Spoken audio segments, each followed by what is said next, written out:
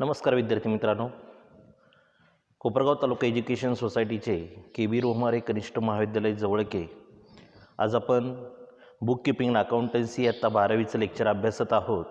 त्यामध्ये आपला 3 नंबरचा प्रॉब्लेम चालू आहे। आत्तापर्यंत 2 प्रॉब्लेम आपले झालेले आहेत। तिसरा प्रॉब्लेम आज आपण बघतोय रुचा आणि जुली नावाचा। तो प्रॉब्लेम आपण समजून घेतलेला आहे। आपल्याला फळ्यावरती तो सोडवायचा आहे। फळ्यावरती मी सोल्युशन लिहिलेलं आहे। मी समजून सांगतो, व्यवस्थित लक्ष देऊन ऐकायचं, बघायचं कोणते अकाउंट्स कुठे गेलेले आहेत ते। मी प्रॉब्लेम वाचून तुम्हाला समजून पण सांगितलेलं आहे। त्यानुसार आपण trading account, profit and loss account आणि बॅलन्स शीट हे तयार केलेले आहेत आणि प्रत्येक अकाउंटला जे त्या एक्सपेन्सेस असेल तर एक्सपेन्सेस डेबिट साईडला, इन्कम असेल तर क्रेडिट साईडला, असेट असेल तर बॅलन्स शीटच्या असेट साईडला, लॅबिलिटी असेल तर बॅलन्स शीटच्या लॅबिलिटी साईडला आपण सर्व काय केलेलं आहे, ट्रान्सफरिंग केलेलं आहे। आणि त्यानंतर मग ॲडजस्टमेंटचे आपल्याला 2-2 इफेक्ट द्यावे लागतात। त्यानुसार मग आपण 2-2 इफेक्ट दिल्यानंतर तो प्रॉब्लेम काय करत असतो, आपण टॅली करत असतो। सर्वात प्रथम आपण ट्रेडिंग अकाउंट क्लिअर करून घेऊया। बघा, ट्रेडिंग अकाउंटच्या डेबिट साईडला सगळ्यात पहिलं टू स्टॉक 89,500 आपण घेतलेले आहेत, 89,500। त्यानंतर टू परचेसेस 48,000 आपण घेतलेले आहेत। त्यानंतर ट्रायल बॅलन्सच्या क्रेडिट साईडला परचेस रिटर्न दिलेले होते, ते परचेस रिटर्न आपण परचेसेसमधून काय केलेले आहेत, लेस केलेले आहे 6,000 रुपये आणि इनरलाच घेतले आपण 42,000। त्यानंतर टू ट्रेड एक्सपेन्सेस 3,000, त्यानंतर वेजेस अँड सॅलरी 2,800, ॲडजस्टमेंट आहे नंतर बघूया आपण ती। त्यानंतर coal, gas and fuel 1,000, carriage inward 800। यानुसार ट्रेडिंग अकाउंटच्या डेबिट साईडला हे सर्व अकाउंट टाकलेले आहेत। ज्यांच्यावर आणखी ॲडजस्टमेंट आहेत ते आपण ॲडजस्टमेंटमध्ये बघूया काय इफेक्ट दिलेला आहे ते। क्रेडिट साईडला बघा, बाय सेल्स इनरला घेतले 1,48,000। ट्रायल बॅलन्सच्या डेबिट साईडला आपल्याला सेल्स रिटर्न दिलेले आहेत, ते घेतले आपण, लेस केले सेल्स रिटर्न 8,000, बाहेर दिले 1,40,000। क्लोजिंग स्टॉक आपल्याला दिलेला आहे 88,000, ॲडजस्टमेंटमध्ये आहे, पुन्हा आपण तो पाहणारच आहोत, तो पण आपण लिहिलेला आहे। ॲडजस्टमेंट आणखी एक, goods withdraw bye partner Rucha आणि जुलीने 3,000 आणि 2,000 रुपयाचे गुड्स प्रत्येकी घेतलेले आहेत, ते सुद्धा आपण काय केलेले आहेत, घेतलेले आहेत आणि यानुसार आपण हे ट्रेडिंग अकाउंट प्रिपेअर केलेलं आहे। त्यानंतर प्रॉफिट अँड लॉस अकाउंट बघा, प्रॉफिट अँड लॉस अकाउंटला डेबिट साईडला टू सॅलरी घेतलेली आपण 4,500। त्यानंतर ॲडव्हर्टाइजमेंट 4,000 दिलेलं होतं, पण ब्रॅकेटमध्ये सांगितलं होतं फॉर 2 इयर्स, म्हणजे 2 वर्षांचे होते ते। आपण जे फायनल अकाउंट तयार करतो ते फक्त 1 वर्षाचं असतं आणि यांनी 2 वर्षांचा खर्च दिला, चालत नाही, त्याला आपण म्हणतो ॲडव्हान्स किंवा प्रीपेड असं म्हणतो। म्हणून 2 वर्षांच्या पैकी 1 वर्ष आपलं आहे आणि 1 वर्ष जास्त आहे, म्हणून 1 वर्ष आपण ॲडव्हान्स किंवा प्रीपेड म्हणून काय करतो, लेस करतो। लगेच हिडन ॲडजस्टमेंट आहे, छुपी ॲडजस्टमेंट आहे, ती लगेच करायची, म्हणून आपण प्रीपेड किंवा पेड इन ॲडव्हान्स 1 इयर 2,000 लेस केले, बाहेर 2,000।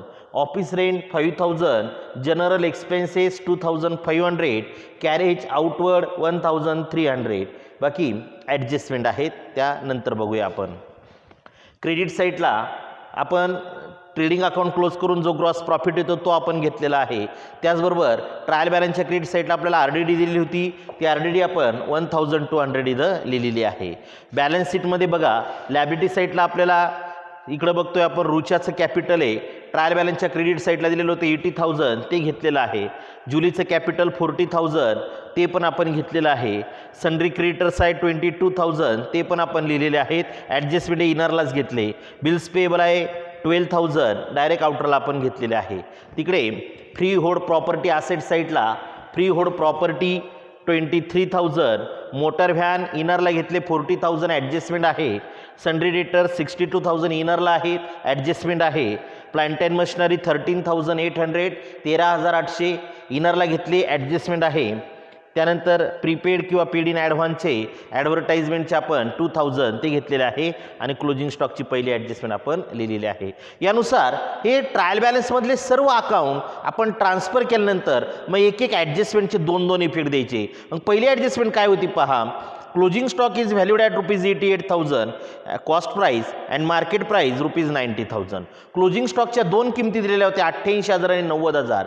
मी सांगितलं की क्लोजिंग स्टॉकच्या ज्यावेळेस दोन किमती देतात त्यावेळेस सर्वात कमी जी किंमत असेल ती आपण क्लोजिंग स्टॉक म्हणून घ्यायची. क्लोजिंग स्टॉकची ॲडजस्टमेंट सांगितलेली तुम्हाला पहिलीच ॲडजस्टमेंट आहे trading account credit side and balance sheet asset side. मग इथं ट्रेडिंग अकाउंटच्या क्रेडिट साईडला बाय क्लोजिंग स्टॉक 88,000 आणि इकडे पण बॅलन्स शीटच्या असेट साईडला क्लोजिंग स्टॉक 88,000.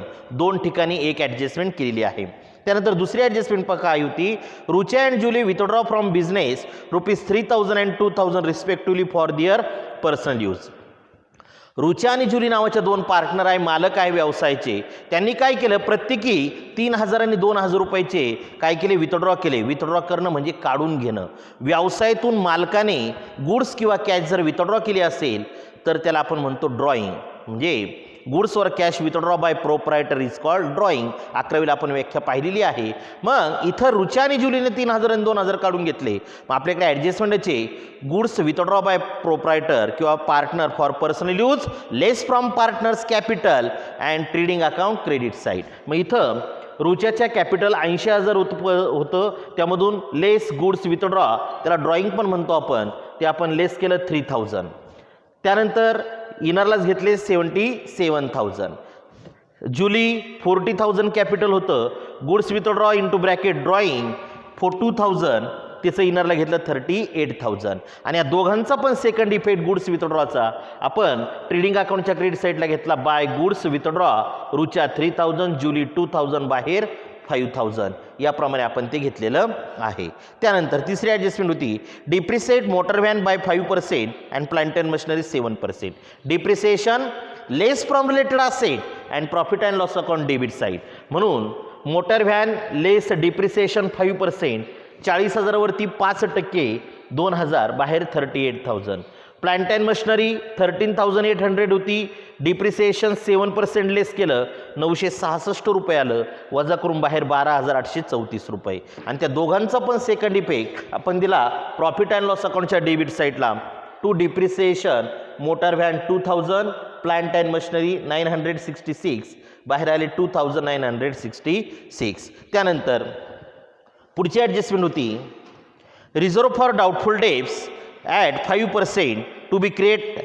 आपल्याला RDDची ॲडजस्टमेंट दिलेली होती. रिझर्व फॉर डाऊटफुल डेब्ट्स म्हणजेच RDD असेल बॅड डेब्ट्स असेल less from debtors and profit and loss account debit side. म्हणून डेटर्स 62,000 होते लेस RDD 5% 62,000 वरती 5% काढले आपण 3,100 आले लेस केले बाहेरलेले 58,900. आणि त्या RDDचा सेकंड इफेक्ट आपण कुठे घेतला प्रॉफिट अँड लॉस अकाउंटच्या डेबिट साईडला टू RDD किती 3,100. आणि शेवटची 5 नंबरची ॲडजस्टमेंट होती आउटस्टँडिंग वेजेस ₹800. वेजेस आउटस्टँडिंग आहे. आउटस्टँडिंग म्हणजे देणं बाकी आहे. वेजेस द्यायचे बाकी आहे मग ते द्यावे लागतील आपल्याला. काय करतो आपण outstanding unpaid add interrelated expenses and balance sheet liabilities side. मग वेजेसमध्ये ॲड केलेले आहेत पहा वेजेस अँड सॅलरी 2,800 होते ॲड आउटस्टँडिंग एक्सपेन्सेस 800 बाहेर 3,600. आणि त्याचा सेकंड इफेक्ट पुढे घेतला आपण बॅलन्स शीटच्या लॅबिलिटी साईडला आउटस्टँडिंग वेजेस 800. आणि शेवटची ॲडजस्टमेंट होती goods of ₹6,000 we are purchase on credit. 5,000चे गुड्स आपण क्रेडिटवर परचेस केले but no entry was found in the books of account. पण त्याची कुठेही नोंद सापडली नाही त्याला आपण म्हणतो परचेस नॉट रेकॉर्डेड.